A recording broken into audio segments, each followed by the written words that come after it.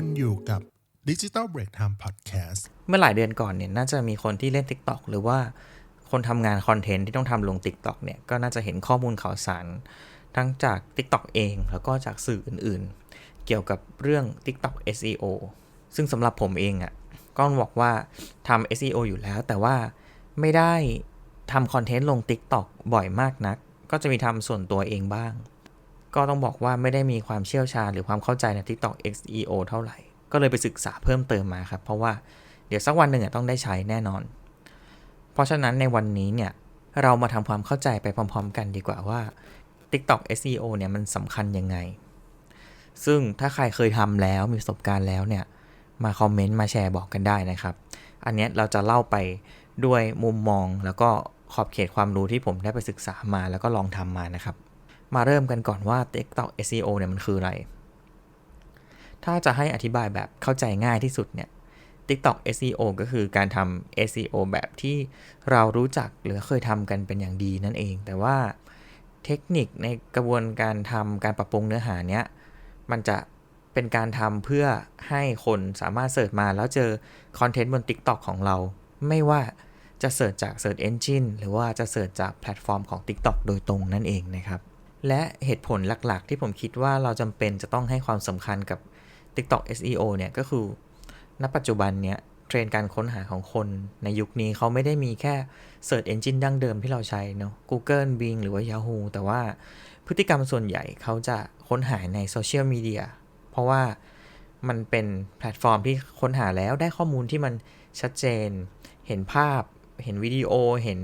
ของจริงอะไรเงี้ยแล้วก็สามารถแชร์ต่อไปที่อื่นๆได้ง่ายด้วยบวกกับการที่ TikTok เนี่ยเป็นแพลตฟอร์มที่มีผู้ใช้งานจำนวนมากซึ่งเรารู้กันดีอยู่แล้วเนาะการทำ TikTok SEO เนี่ยมันก็เลยเป็นเรื่องที่เราในฐานะคนทำงานเนี่ยไม่ควรมองข้ามเพราะว่าข้อดีของการทำ TikTok SEO อ่ะมันช่วยเพิ่มการเข้าถึงของคอนเทนต์ให้แบบถูกค้นหาได้ง่ายขึ้นค้นหาแล้วเจอได้ง่ายขึ้นรวมถึงมันเป็นการสร้างความน่าเชื่อถือด้วยครับเพราะว่าการที่คอนเทนต์ของเรามันไปอยู่อันดับต้นๆอันดับแรกของ Search Result ใน TikTok อ่ะ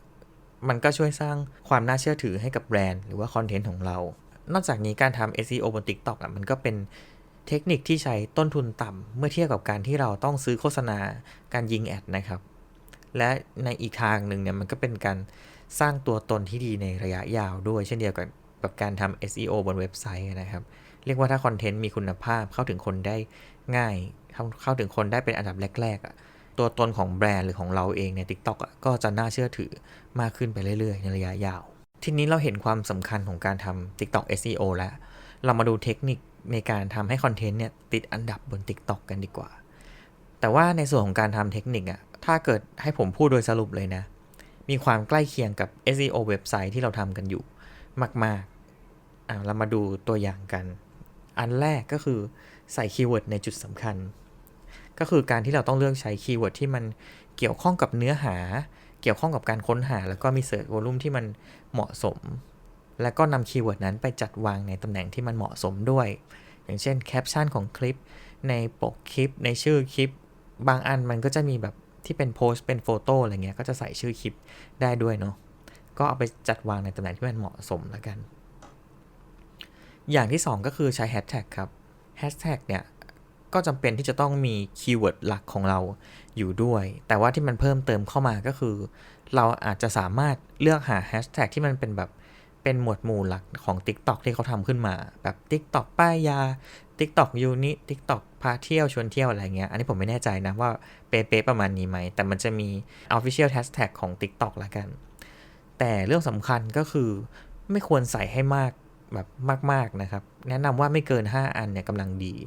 จากประสบการณ์ที่แบบว่าพูดคุยกับอินฟลูเอนเซอร์หรือ KOL สาย TikTok อ่ะเขาก็บอกว่าประมาณ5อันเนี่ยกำลังดีเพราะถ้าใส่มากไปอ่ะ TikTok อาจจะมองว่า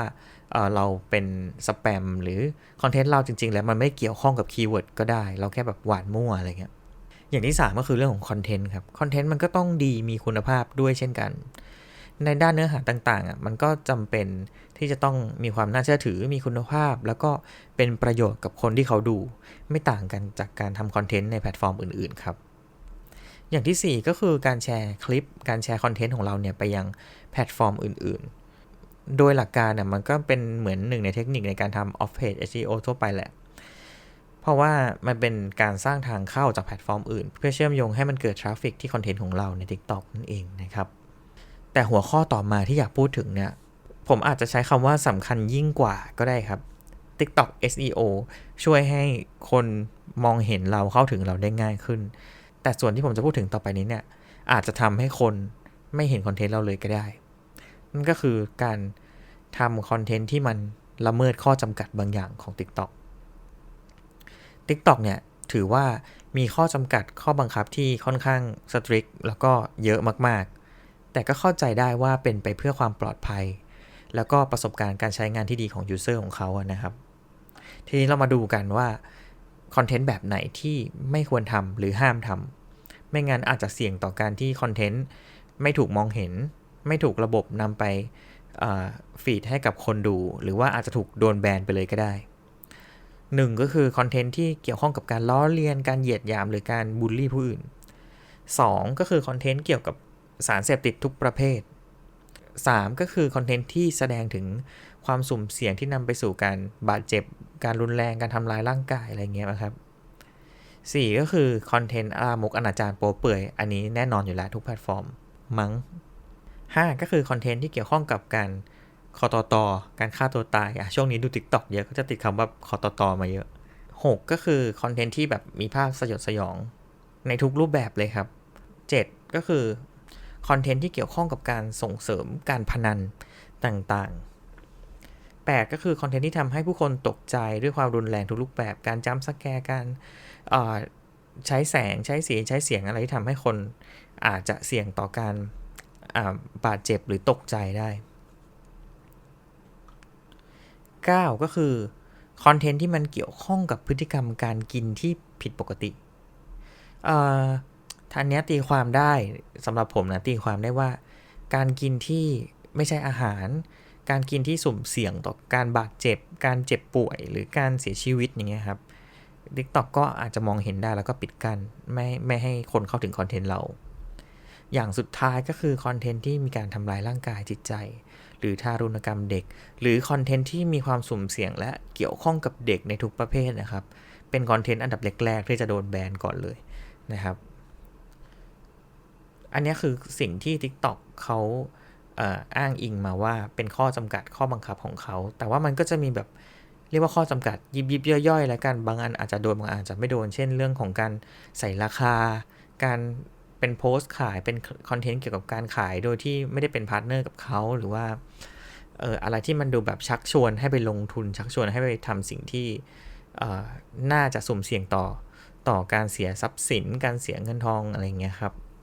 ก็อาจจะทำให้ถูกแบนได้ด้วยเหมือนกัน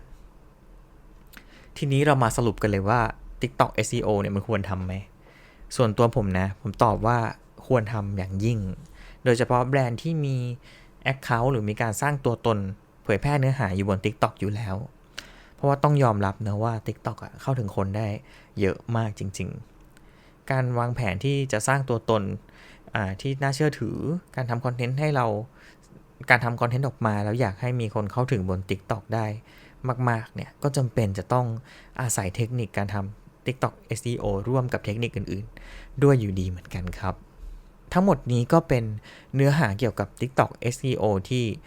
นำมาฝากทุกคนกันเพื่อให้เรียนรู้และเข้าใจถึงความสำคัญละกันนะครับในอนาคตผมเชื่อว่ามันอาจจะมีการอัปเดตการเปลี่ยนแปลงเพิ่มเติมมากขึ้นแหละแล้วเลยยังไงถ้ามีจริงๆเนี่ยเรามาอัปเดตมาคุยกันอีกรอบหนึ่งในหัวข้อนี้นะครับ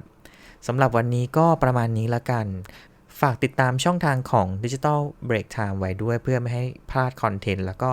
พอดแคสต์ที่เป็นประโยชน์กับชาวคอนเทนต์มาร์เก็ตติ้งแล้วก็ชาวดิจิทัลมาร์เก็ตติ้งทุกคนนะครับสำหรับวันนี้ก็สวัสดีครับ